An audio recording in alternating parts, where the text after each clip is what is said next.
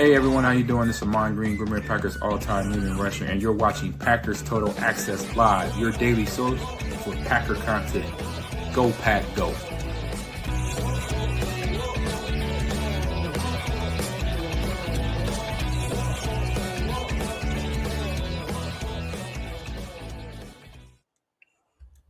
Hey, what's up, guys? Welcome into Packers Total Access. My name is Clayton. You can check us out on Packernet.com. Find me on Twitter at Packers_access. Joined alongside Jacob in Wisconsin. We are live in Green Bay, and just a little surprise stream. Had a few minutes before we headed over to Lambeau Field to take in the Day 3 festivities. We won't be doing a live stream during the draft, but we're going to do a full draft recap as soon as it's over. Get back to the house. That's going to be the plan.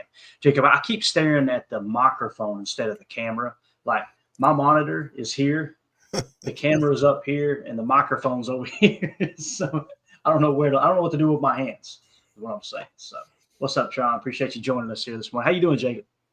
I'm doing good, man. I woke up, had a little bit of a food hangover. You guys made me jealous. You were eating the whole stream, and I didn't have anything to eat.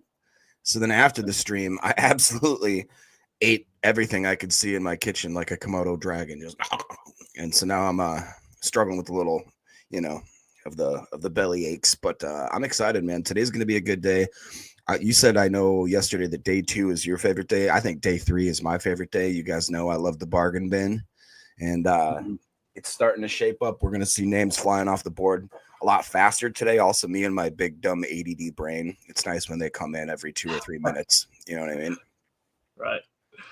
I got you, man. Now, listen, it's funny you said that, and this is probably too much information, but about 3:30 this morning, old Clayton was praying to the porcelain god downstairs.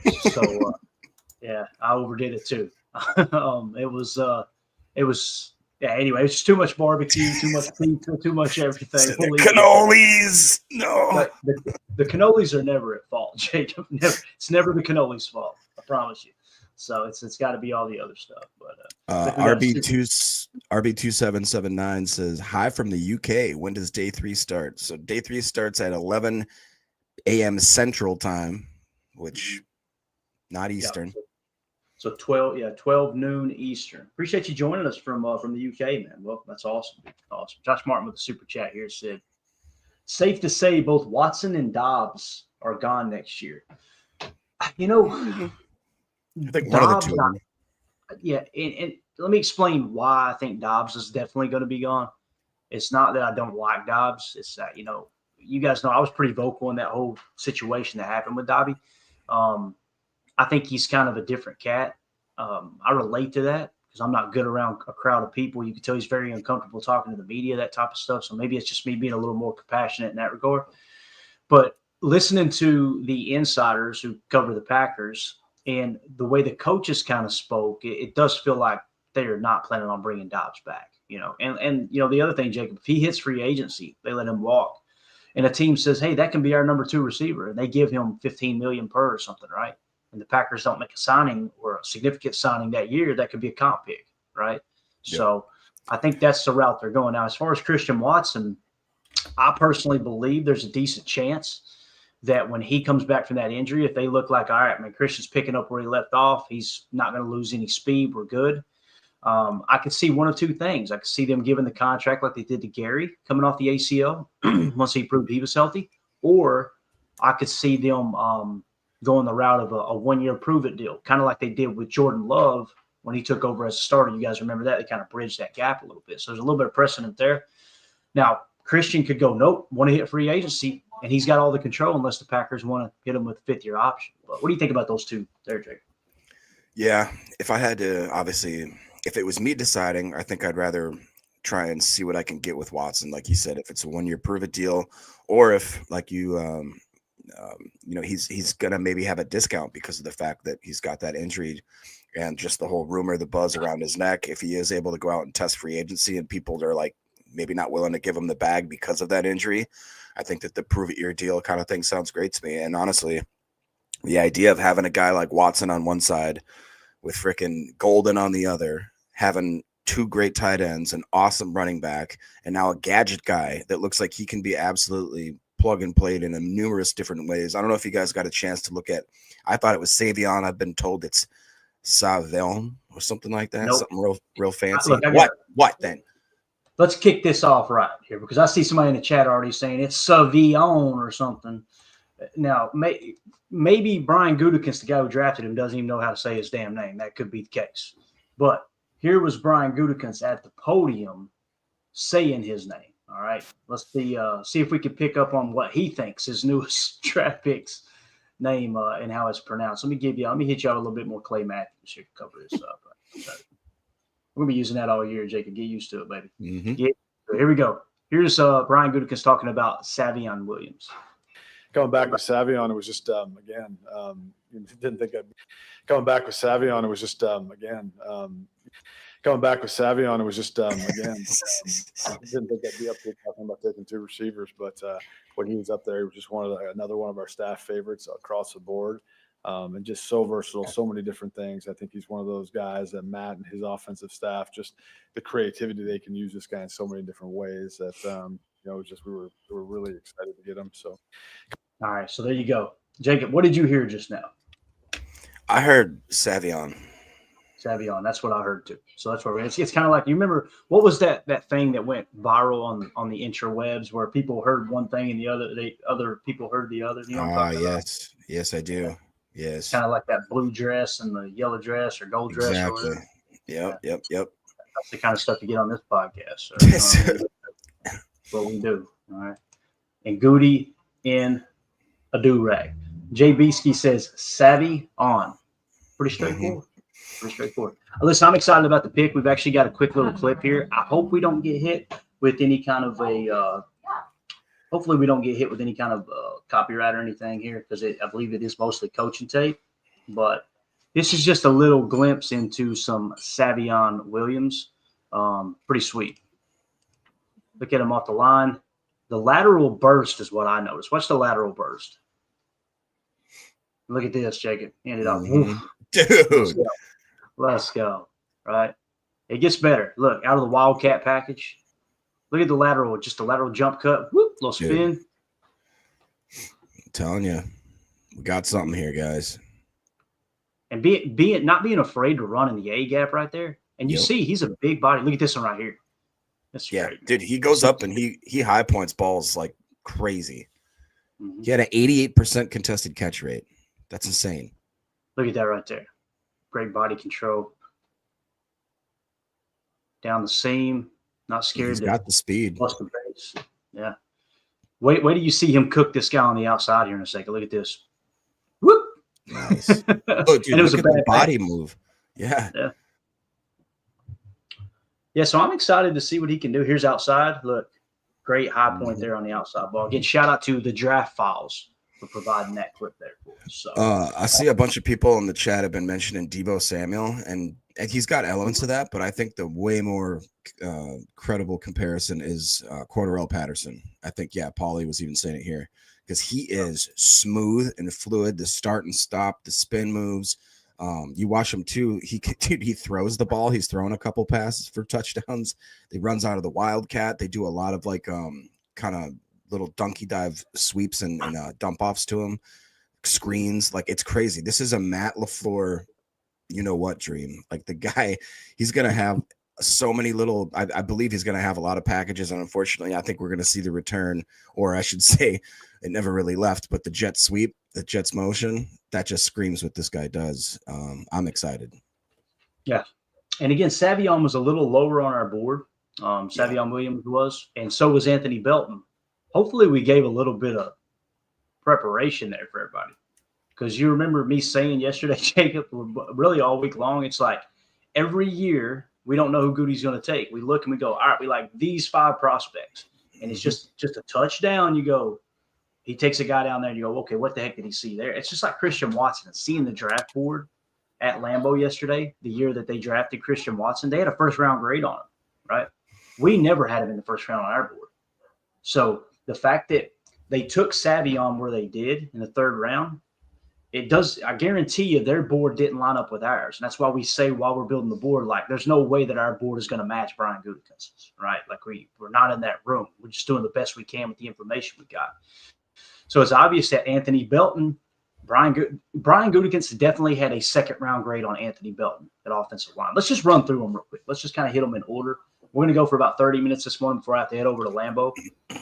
So I want to get everybody's kind of take in the chat on this. I know Prince already put his take in. Hit that real quick, Jake, if you don't care, man. Which one, sorry?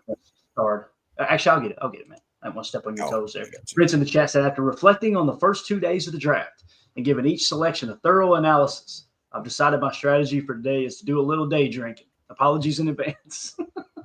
Listen, you're not the only Packer fan. If that comment is meant to be, hey, me don't like you this draft, you're not the only Packer fan that feels like that. I've seen it all over, all over Twitter for sure. Me personally, I see it. Like Matthew Golden, we talked about it. It could be Matthew Golden. Peter Schrager had Matthew Golden. Brendan Donahue had Matthew Golden going to the Packers at 23. So it's obvious they're looking at it going first round talent, right? We had him a little lower, just like we talked about. I think somewhere around the 36 or 37 spot, if I remember correctly. And then when you look at Dane Brugler's draft guide, he had him as the second best wide receiver behind Ted McMillan. So that lines up. That's why you've got to really look at how everything, take everything into effect there for sure. Prince says, no, I'm pretty happy, just a little nervous about cornerback, which I completely understand. I do think that there's something behind the closed doors that we're not seeing with Ja. And if they have decided that he's maybe buried the hatchet or something like that, then I feel way more comfortable, way more confident. Definitely. Can you hear that background noise? Sounds like something blowing back there. No. Okay, cool. Good deal. Where everybody's trying to get ready. We're scrambling to get over to the stadium. So there's all kinds of stuff going on over here. Matthew Golden, again, I like the pick. You get a vertical element to his game. I remember Jake Shavink saying early in the process, Matthew Golden, wide receiver 1, and he was talking about him being able to play outside. That's something he does well. He's got some versatility to his game. I think Matt LaFleur's going to love that. You throw in Savion, which we'll talk about again here in a second.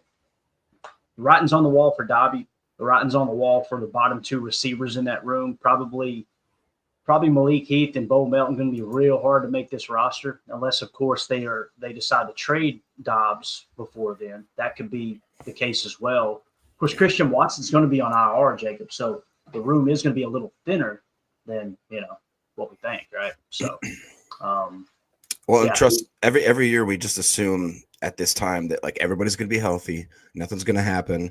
These starting 5 will be the starting 5 for all 17 games. That's just not the way it works in the NFL. And I'd much rather have a deeper bench and practice squad that's, like I've said, this is a great problem to have, that we got too many bodies in the room. Completely agree. So Matthew Golden, I think day 1, they're going to try to work him into that lineup. Although we know how they like to rotate the receivers in and out. Jaden Reed last year should have gotten a lot more touches. Dontavion Wicks got the most touches on the team, and I think that is what upset Romeo Dobbs, because Dontavion Wicks is kind of fighting for that boundary X spot with Romeo Dobbs. So I think that Dobbs kind of seen them starting to drift towards Tay Wicks, and then the frustration, obviously, of him getting the concussions too. I'm sure that piled up as well. Go ahead and hit the chat if you want to, Jake, before we move on. Sure. I'm not sure exactly which one of these is more prevalent. You got 2 marked there. Just hit the mark. Yeah, no, I'm just saying. So King Tron was saying, you guys high on Hobbs, plans for a union with Ja, double dip later in 3 rounds. I don't know. Quarterback is still my biggest worry. I honestly don't think there is a cornerback talent left in the draft to even compare to Stokes. Well, I must disagree with you, sir. If you look at our handy dandy chart here, I still see, I'm pretty sure we still got guys like Zy Alexander, Kobe Bryant, Dorian Strong, Denzel Burke. Is Quincy Riley still available, or did he go? I'm not sure. Mac McWilliams, Mello Dotson. There's got to be a few diamonds in the rough somewhere there. So I'm not too worried yet. And Blake, somebody else was asking in the chat, did Ravel get drafted? He did. He ended up getting stole by the Cowboys, I believe, like in the 3rd. It was crazy. I believe he fell farther than anybody other than obviously Shedeur, which, by the way, in the chat, what do you guys think about the fall of Shedeur? That's kind of it's definitely a plot line that I did not expect And then real Yeah, quick, sorry, Go ahead. go ahead. No, you go.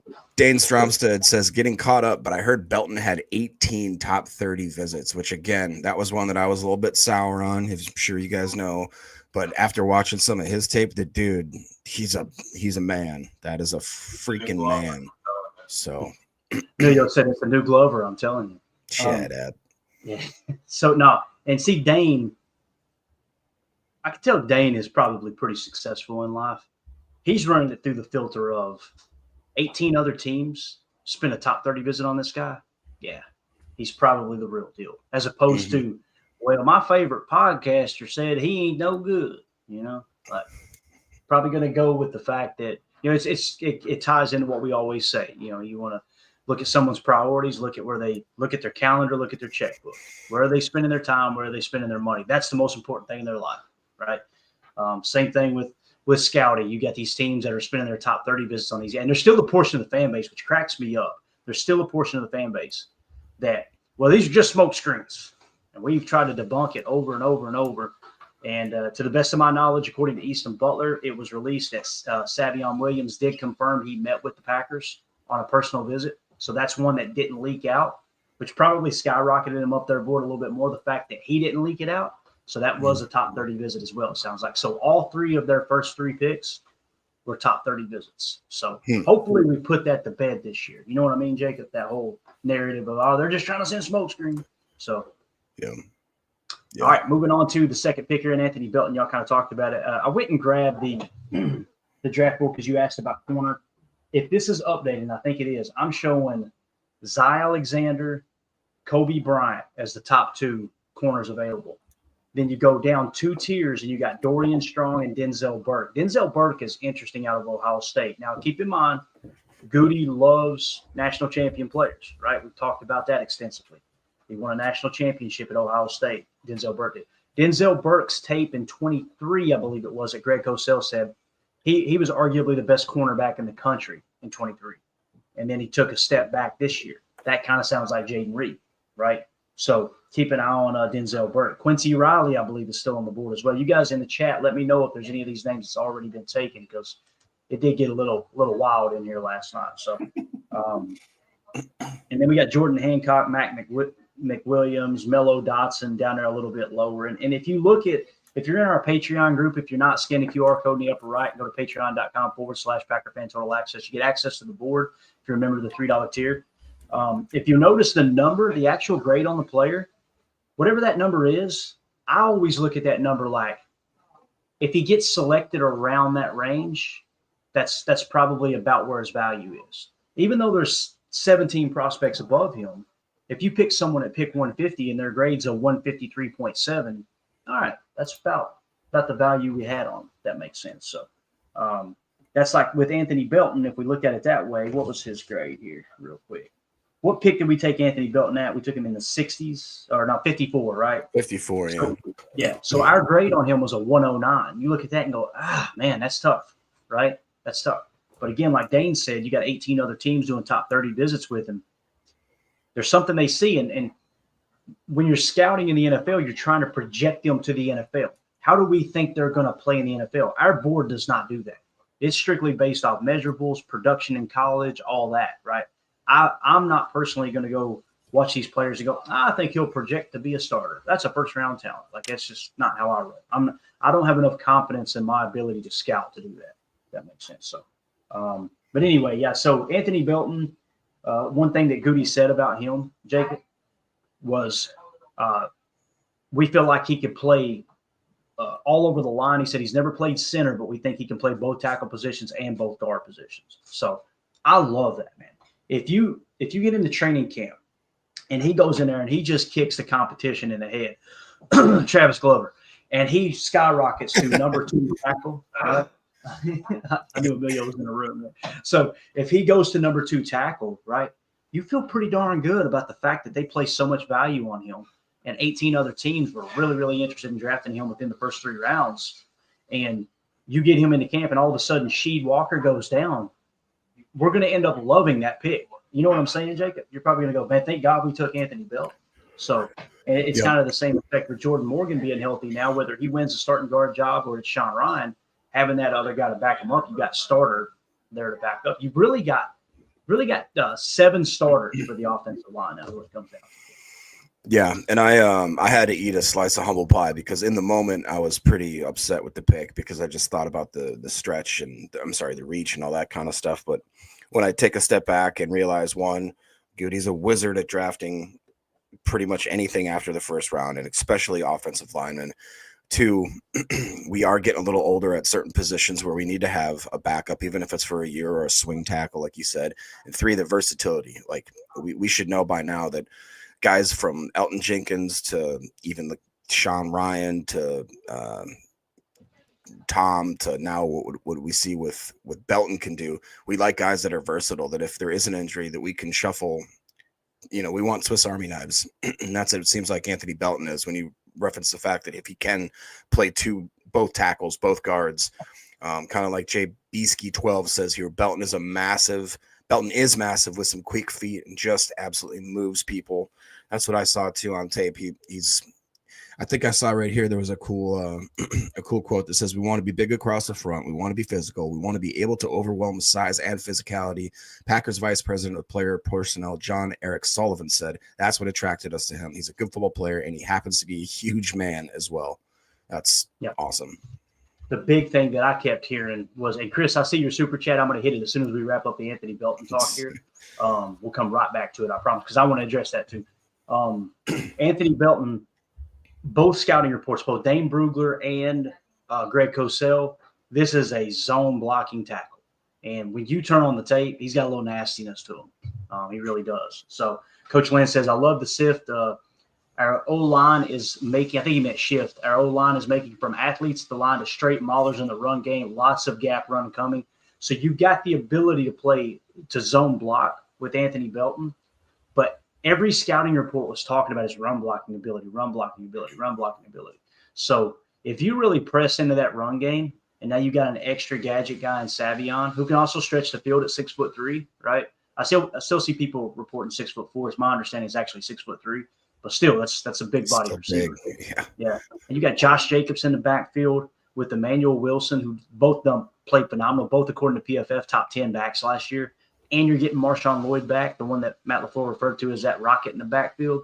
I'm excited about it, man. Now, Matthew Golden, 4'2", 40, stretching the field vertically. Get Christian Watson healthy, get him back out there, get those two guys on the field together. Jaden Reed, again, had a better year last year than he did his rookie year, and he had a drop issue. Like he surpassed every number except for touchdowns last year, and he had fewer targets as well. So I think they're going to be just fine. Now let's get to Chris's super chat. Sorry for that delay, Chris. I just wanted to wrap that up with Anthony Belton. He says, what about pass rush, damn it? I know you wanted, I think it was Ezeraku, if I remember correctly. And I know a lot of fans are focused on pass rush. I wasn't keyed in on we got to get pressure on the quarterback from the edge. That's just me personally. I wanted a 3-tech because the writing's on the wall for Kenny with that huge cap hit coming up in the following year. So I wish they would have taken a 3-tech. There's no two ways about it. I think there was a couple there that I thought would have been great at 23. But at the end of the day, the run defense was second in the league, and we were 8th in the league in sacks. And I've stopped talking about pressures because people get mad at me when I talk about quarterback pressure. Yeah, that's not finishing. That's not finishing. Okay, we finished 8th in the league in sacks. Well, that's because you had a couple good games. Like, what? I don't know. And I'm not saying Chris is saying this. I'm just saying, like, at what point do we go, okay, we're pretty decent here? Like, we legit had a top 10 defense with the tape screaming all year long on Chalk Talk, stopping the run. So maybe this year they shift away from stopping the run and actually pin their ears back and get after the quarterback. If they do that, we can't be mad when they gash us for big runs because the goal, as we always talk about, is control the explosive. So I'm not as concerned about it. I think that what they were mainly worried about was, as Jason Wilde talks about all the time on Wilde and Tausch, and Wilde or Tausch always confirms it, that offense is different when Christian Watson's on the field because that defense has got to go, okay, we're not going to bracket cover him, but don't let him get behind you. He's going to make you look stupid. I think Matthew Golden's going to bring a little bit of that. I really do. So, but appreciate the super chat there, Chris. You're not the only one worried about the pass rush. Trust me. I'm just saying, I'm not saying I'm right and you and everybody else is wrong. I'm not as concerned about it because when I watched the tape last year, I seen a lot of 3-man rushing with a touch spy in the middle. So it's not like when we pinned our ears back, we couldn't get after the quarterback. Again, we finished 8th in the league in sacks. So, but thank you for that super chat, man. Brett Rogers with the super chat says, few understand how much Goot loves Kenny, not just on the field. Their relationship is way past field work. D-line, edge are fine, especially with the new D-line coach in 23 will be here. Hey, that's, the new D-line coach is very interesting. That's someone that Bill Belichick handpicked about a decade ago and has been working his way up through the ranks in the Patriots, right? And then, of course, he takes over as DC with Gerard Mayo. I would throw last year out with him as DC. There's a reason that he has skyrocketed up the coaching ranks. He's obviously a bright young mind in the game. I think he's going to do a lot of good stuff with the defensive line, so I'm glad you brought that up for sure. Now, in terms of Kenny, Jacob, I think this is spot on, man. We've talked about it.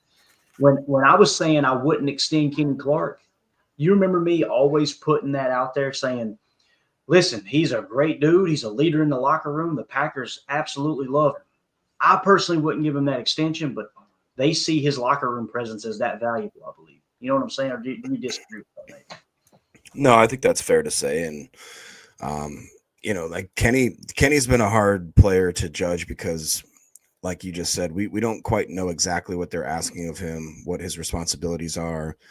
Obviously, being that high of a draft pick, getting as much money as he had, without some of the production that maybe we would want, it's a tough thing to come to grips with. But I really do think that we have. I think I highlighted a comment here. We're basically, right here.